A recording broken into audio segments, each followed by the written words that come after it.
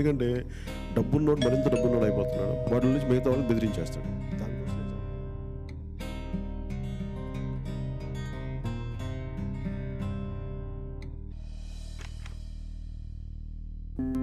బాగున్నారా వదినా? బాగున్నా వదినా. కూర్చోండి వదినా.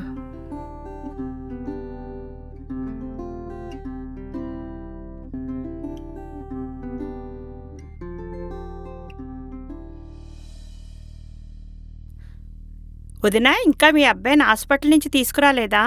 లేదు వదినా, ఇంకా 4 రోజుల వరకు హాస్పిటల్లోనే ఉంచమన్నారు. అదేంటి వదినా, ఎంతో బాగా చదువుకునేవాడు, అందరితో కలుపుకోరుతనంగా ఉండేవాడు కదా, ఈ వ్యసనాలకు ఎలా అలవాటు పడ్డాడు అసలా? ఈ ప్రభుత్వం చలువతో వాడు బూమ్ బీర్లు గంజాయి మత్తులో పడి ఎంతో చెడిపోతున్నాడు వదినా. మనం మాత్రమే డ్రైవింగ్ చేస్తే చాలదు కదా వదినా, ఎదురుగా వచ్చే వాళ్ళకి కూడా డ్రైవింగ్ వచ్చి ఉండాలి. స్కూల్లో కాలేజీల్లో చాక్లెట్ ఐస్ క్రీముల్లో పిల్లలకు మత్తు పదార్థాలు కలిపి అలవాటు చేస్తారు వదినా. అందుకే అన్నారమ్మా, పడిపోతున్న ఇళ్ళు కొనుక్కోకూడదు, పనికిరాని ప్రభుత్వాన్ని ఎన్నుకోకూడదని. అంత వెటకారం ఎందుకులే వదినా, ఏదో తండ్రి లేని బిడ్డ కదా అని గెలిపించాం. ఇప్పుడేమో తల్లికి బిడ్డలు లేకుండా చేస్తారని ఎవరైనా అనుకుంటారేంటి? బుద్ధున్నంత వరకు ఓటేస్తామా, గెలిపిస్తామా? ఆ రోజుల గురించే ఎదురు చూస్తున్నాం వదినా, ఎంత తొందరగా అతన్ని సాగరింపుదామా అని.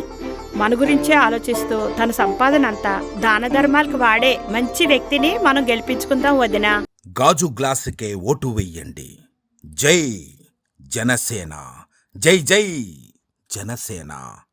ఇది సామాన్యుడి సేన, ప్రతి ఒక్కరి సేన.